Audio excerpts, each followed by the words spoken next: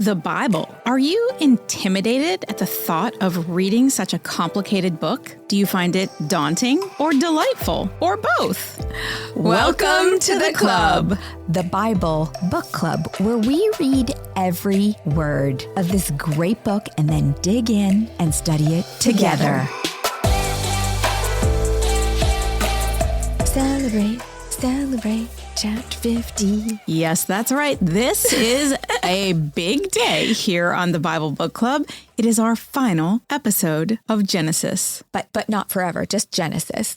Today, instead of the normal recap that I give you from just last episode, I'm going to cover a recap for you from the very beginning of the Bible Book Club. But in order to do that, we're going to go somewhere that you might not expect. We're going to go to the New Testament, the Gospels of Matthew and Luke. So I hope this is going to be a Bible bender for you as we close out this season of Bible Book Club, because it certainly was for me. And let me set the scene for you right now.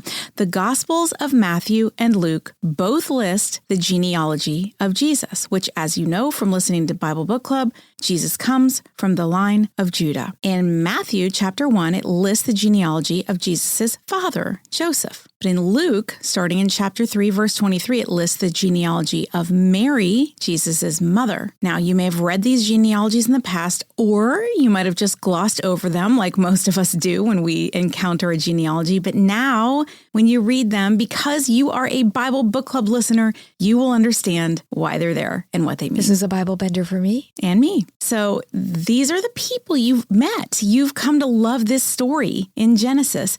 Each of the genealogies, they have similarities and they have differences, but both genealogies converge at the same point. They converge at the point of King David. This is the fulfillment of Scripture, and I'm going to show you what I mean. Now, there is a chart that details this in excruciating detail, and I'm not going to go through that on the podcast. So if you get lost, if you're visual like me and you might get lost, just know, don't panic. We have a show note. It'll be in the show notes. So the chart details both of these genealogies. However, they're both very, very different genealogies. So I'm going to compare and contrast them for you. It's kind of a clever trick. It is so clever. And you probably would never know it just reading them both until you put them side by side. So let me tell you what I mean. But tell them why it's a clever trick, because really Jesus came from Mary, not Joseph. Jesus came from Mary, not Joseph, but both genealogies just illustrate that even though Joseph wasn't technically, genetically the father of Jesus, he's still a part of Israel, and he's a part of the Jews, and both his mom and his dad, his adopted dad, are from the line of Judah. Both of them are. Yes. Now, the genealogy of Joseph is in Matthew. The genealogy of Mary, like I said, is in Luke. The genealogy of Joseph is in chronological order. So it starts with Abraham, the first patriarch, and then it goes all the way and ends with Joseph, Jesus' father. Contrast that with the genealogy of Mary. Instead of starting at the beginning with Abraham like Joseph's, it actually starts with Mary and then it goes backwards. Which should have been a hint. Right. Because it never does that in the Bible. No, it really doesn't. It never starts at the end and goes backwards, but it does. And then it traces all the way back earlier than Abraham, which is where Joseph's starts. It traces all the way back to Adam and ultimately to God. So in Mary's, remember God there at the beginning, just like we talked about in John when Susan showed us that from the beginning, God created the earth and he was there in the beginning of John's gospel. Well, Adam, he's the first man. And then there's Seth, Adam's third son, who God blessed after Cain killed Abel. And then Noah, it goes into Noah and the flood. It goes into Shem, one of Noah's three sons, the one who had the pure heart. He covered his father, you'll remember, after the night of drinking and some kind of impropriety that happened. And then we get to the patriarchs. So both of them cover the patriarchs. So Joseph's covers Abraham, Isaac, Jacob, and Judah. So does Mary's. Abraham, Isaac, Jacob, and Judah are all covered in Mary's. Then the genealogies mirror each other all the way through King David. That's when they split. Because Joseph and Mary, they are both distant relatives of the line of King David. But Joseph's genealogy then continues through King Solomon, who is credited as wise, and he wrote the books of Ecclesiastes and Proverbs. So it's interesting. Mary came from David's son Nathan, not Solomon. That's where it's different. Because it says was the son of Menah, the son of Mattatha, the son of Nathan, the son of David. It is the son of fascinating. Jesse, the son of Obed. So from there on, it's the same. Right. It'll make a lot more sense if you look at that chart, because I literally laid it out where everything is the same, and then you can see where it converges very easily right after Solomon. So all that to say, they are both royal blood from the line of Judah and ultimately pure Jewish descent. From the line of Judah all the way through the king, David, because it was also prophesied that Christ would come through the king of David. So it's Both funny parents. that it's there that they split. They're both from the line of David. Yeah. Ultimately Judah too, but one from Solomon and one from David's third son, Nathan. Mary was from Nathan. Right. And so the point here is this is why we study the Old Testament. There are references to it in the New Testament. It also proves the validity of the scriptures. If you've ever wondered if there are anything that contradicts itself in the Bible, there are not. Scholars have tried to find contradictions. There are no contradictions. There might be things that are confusing, and that's why we study this and try to study the culture like we're doing here at Bible Book Club. But it also shows us why we need Jesus, why you need Jesus, because when man tries to live life his way, things go wrong. We fall away. When we live under the authority of Jesus, life is just better. All right, I gave you my whole Bible bender for the entire book of Genesis, which really comes from the New Testament. But now let's get back to the very center of both Joseph and Mary's genealogies, our next to last patriarch, Jacob. in chapter 50. Before we go there, though, props to Luke and props to Mary because, Luke gave Mary the credit in a culture where, and everybody knew he was because everybody knew these genealogies. And he was saying, hey, it is, yes, from the line of Judah through King David, but it was through Mary that the genealogies continued, which is why they went probably all the way back to Adam. And Luke was the one that called it out on that. So props to him. It's kind of hidden. I didn't know that. This is new to me. So gosh, It way is to go, hidden. Heather. Yeah. And it's interesting. Luke actually was probably a very progressive man for his time. He never even met Jesus. It is not Luke, the disciple. Luke was a physician. Correct. And he was several generations later, but he had heard all of the things that were going on about Jesus. And then he set out to interview people that were there. And then he wrote the Gospel of Luke based on those interviews. Wait a minute. I thought Luke was an apostle. No? Nope. The person who wrote the Gospel of Luke, he was a physician, and he interviewed people who actually had been there and saw it all happen. And it says that in the very beginning of Luke. Very cool. All right. Chapter 50. Here's our setup. When we left chapter 49, Jacob had blessed his sons with prophetic words about the future of their tribes. Now, I want to point out, if I were a son, I would have followed that up with a million questions. And as there were 12 sons, and each with their own blessing to ask questions about, I can only imagine the reactions and conversation that followed. Why is that not in the Bible? Why am I a wolf? Why am I a lion? Why am I a snake? I would have certainly Why questioned. are you a donkey of a man? Raw bone donkey? It's horrible. When we open it today, Jacob has just died, and it is Joseph who will take the lead. Chapter 50, Joseph threw himself on his father and wept over him and kissed him. Then Joseph directed the physicians in his service to embalm his father Israel. So the physicians embalmed him, taking a full 40 days, for that was the time required for embalming. And the Egyptians mourned him 70 days. When the days of mourning had passed, Joseph said to Pharaoh's court, "If I have found favor in your eyes, speak to Pharaoh for me. Tell him, my father made me swear an oath and said, I am about to die. Bury me in the tomb I dug for myself in the land of Canaan. Now let me go up and bury my father. Then I will return." Pharaoh said, "Go up and bury your father as he made you swear to do." So Joseph went up to bury his father. All Pharaoh's officials accompanied him, the dignitaries of his court and all the dignitaries in Egypt, besides all the members of Joseph's household and his brothers, and those belonging to his father's household. Only their children and their flocks and herds were left in Goshen. Chariots and horsemen also went up with him. It was a very large company. Joseph loves and honors Jacob. Jacob has been living in Goshen now for 17 years. This means that Joseph has served Pharaoh for another 17 years. So it is understandable that the relationship between Pharaoh and Joseph would be so strong that Pharaoh would want to honor Joseph by honoring Joseph's father. The mourning period was 70 days, and the detail that follows makes this burial the grandest in the entire Bible. But then we would expect nothing less than excellence from Joseph, the man in charge of the burial. He did everything well.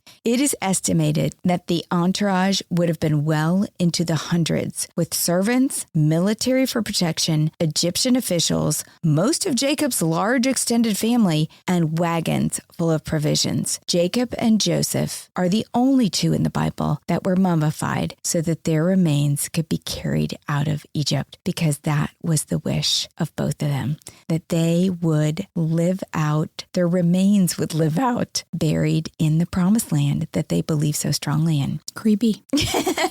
I know, but sweet.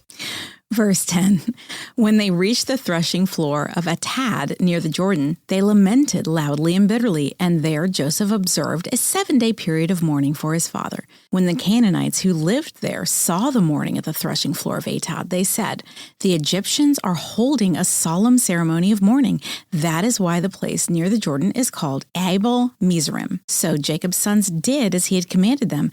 They carried him to the land of Canaan and buried him in the cave in the field of Meshkalaf near Mamre, which Abraham had bought along with the field as a burial place from Ephraim the Hittite. After burying his father, Joseph returned to Egypt together with his brothers and all the brothers who had gone with him to bury his father.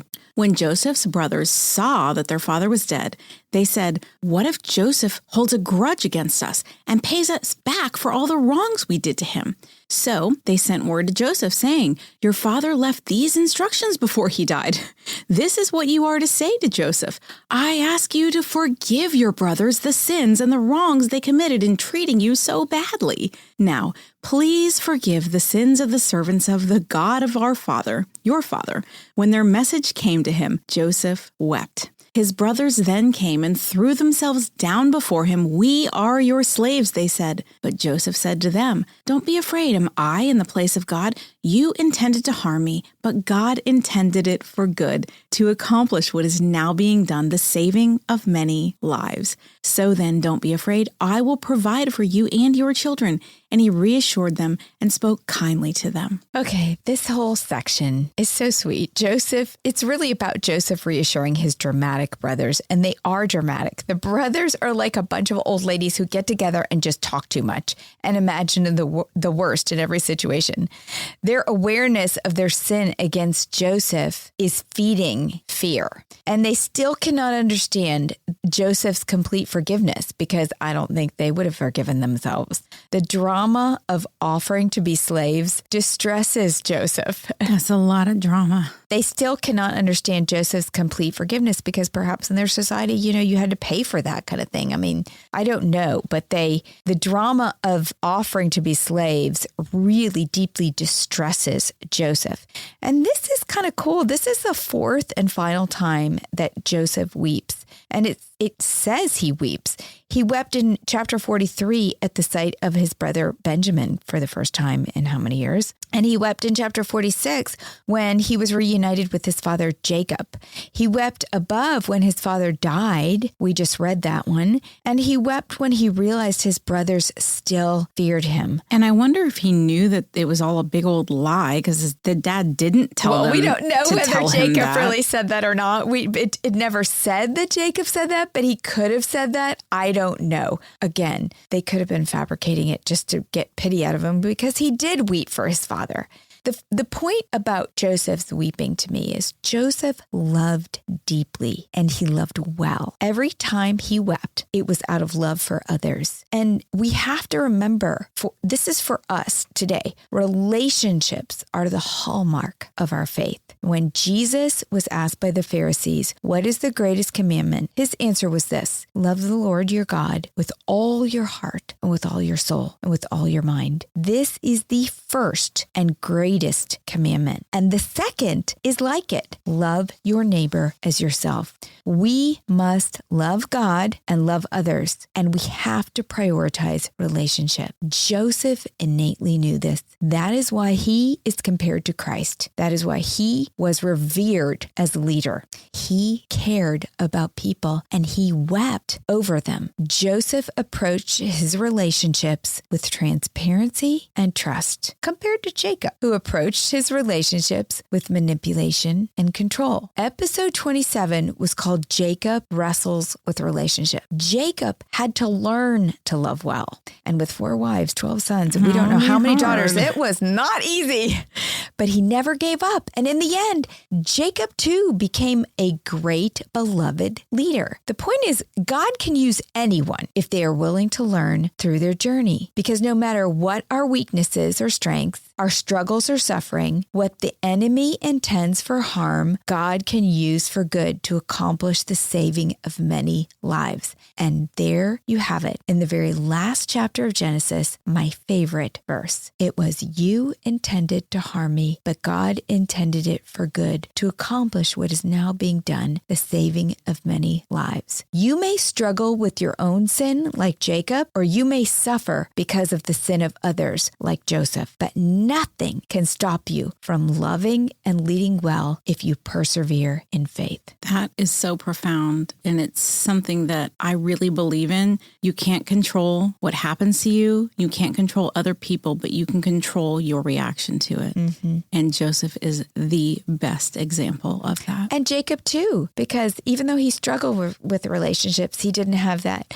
gift that Joseph had for innately knowing how to love well. He wanted to please God, and he wrestled with it, even though he had 4 wives and all those boys, and he learned to love well, and he is honored in the end. And that funeral shows that he was revered, and he did what God wanted, and he set this nation up. And it was through his sons that God was going to fulfill this prophecy. All right, well, now let's move on, sadly, to the death of Joseph. In verse 22, Joseph stayed in Egypt. Along with all his father's family, he lived 110 years and saw the 3rd generation of Ephraim's children.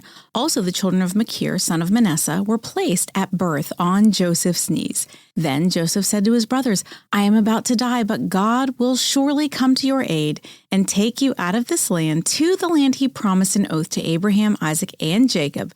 And Joseph made the Israelites swear an oath and said, God will surely come to your aid, and then you must carry my bones up from this place. So Joseph died at the age of 110, and after they embalmed him, he was placed in a coffin in Egypt. And so we come to the end of Genesis. In the beginning, God created the world, and by the end, God had created a nation. Moving forward, that nation, Israel, will be our focus. Our next Bible Book Club will pick up 400 years after the death of Joseph with Exodus. But before we move on, I really, really want you to celebrate this. In episode 1, the overview of Genesis, we read the creation story in Genesis 1, and we learned that God was present and the Spirit was present. Then God spoke creation into existence. He didn't breathe it or think it, he spoke it. But Jesus was present too. According to John 1:1, in the beginning was the Word, and the Word was with God, and the Word was God. He was with God in the beginning. Through him all things were made. Without him nothing was made that has been made. In him was life, and the life was the light of all mankind. The Word was Jesus Christ. He too was there in the beginning. And for the last 37 episodes, you have been reading the Word. In fact, here are a few facts about what you have learned about the Word in just this one book. You have listened to Heather read 32,046 words from the Bible. You have covered roughly 2,200 years of history from creation to the death of Joseph. You have studied 50 chapters and put in 23 hours of time listening and understanding the Word. You have heard every name of the first 23 generations in the line of Christ, and a lot of names and generations not in the line of Christ. You have learned the life lessons of Adam, Noah, all 3 patriarchs, and the 12 sons of Jacob. You have learned 2 of the 5 covenants in the Bible, the Noahic covenant and the Abrahamic covenant. You are now very familiar with the geography of early biblical times, from Mesopotamia to Egypt, with Canaan in between. And you have learned the consequences of choices as you have journeyed down the path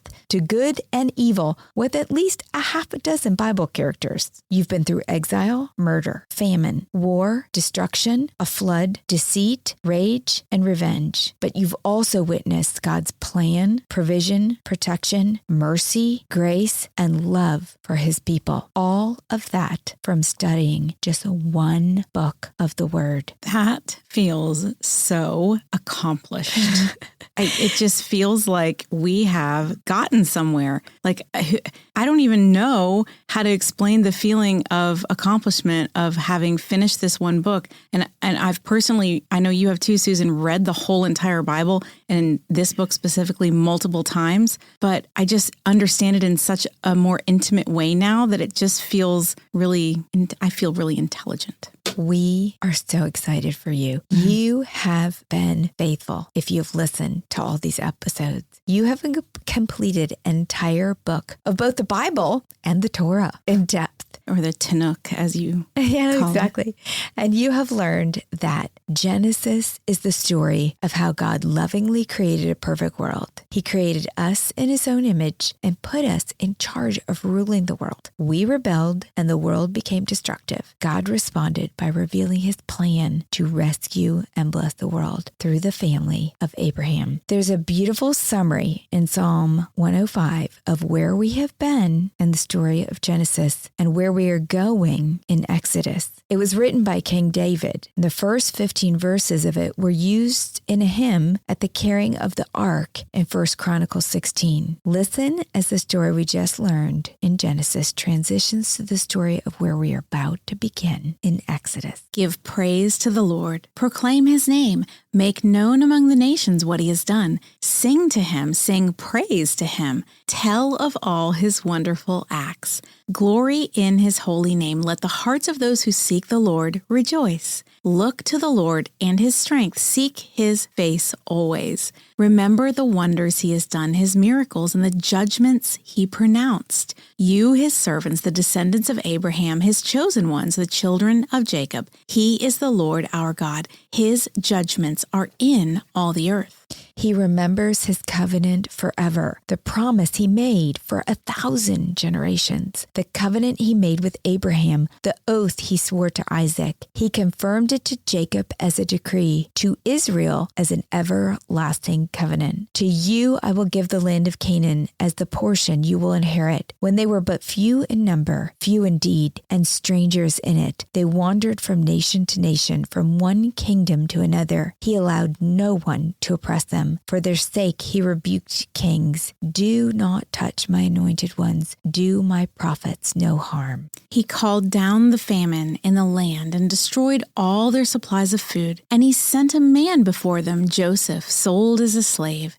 They bruised his feet with shackles, his neck was put in irons, till what he foretold came to pass, till the word of the Lord proved him true. The king sent and released him. The ruler of the peoples set him free. He made him master of his household, ruler over all he possessed, to instruct his princes as he pleased and teach his elders wisdom. Then Israel entered Egypt. Jacob resided as a foreigner in the land of Ham. The Lord made his people very fruitful. He made them too numerous for their foes, whose hearts he turned to hate his people, to conspire against his servants. He sent Moses, his servant, and Aaron, whom he had chosen. They performed his signs among them, his wonders in the land of Ham. He sent darkness and made the land dark, for had they not rebelled against his words? He turned their waters into blood, causing their fish to die. Their land teemed with frogs, which went up into the bedrooms of their rulers. He spoke, and there came swarms of flies and gnats throughout their country. He turned their rain to hail, with lightning throughout their land. He struck down their vines and fig trees and shattered the trees of their country. He spoke, and the locusts came, grasshoppers without number. They ate up every green thing in their land, ate up the produce of their soil. Then he struck down all the firstborn of their land, the first fruits of their manhood. He brought out Israel laden with silver and gold, and from among their tribes no one faltered. Egypt was glad when they left because dread of Israel had fallen on them. He spread out a cloud as a covering and a fire to give light at night. They asked, and he brought them quail. He fed them well with the bread of heaven. He opened the rock and water gushed out. It flowed like a river in the desert. For he remembered his holy promise given to his servant Abraham. He brought out his people with rejoicing, his chosen ones with shouts of joy. He gave them the lands of the nations, and they fell heir to what others had toiled for, that they might keep his precepts and observe his laws. Praise the Lord. We are so thankful that you joined us for the book of Genesis. And we can't wait to see you in Exodus. What's a club without friends? If you're enjoying the Bible Book Club, why don't you share it? And then you can say, Welcome to the club. New episodes drop every Monday, and get all episodes now on Amazon Music. As always, head over to susanme.com/Bible Book Club for show notes from today's episode. Bible Book Club is hosted by Susan Merrill and Heather Rubio, edited by Buck Buchanan, produced by Hayley Mawat.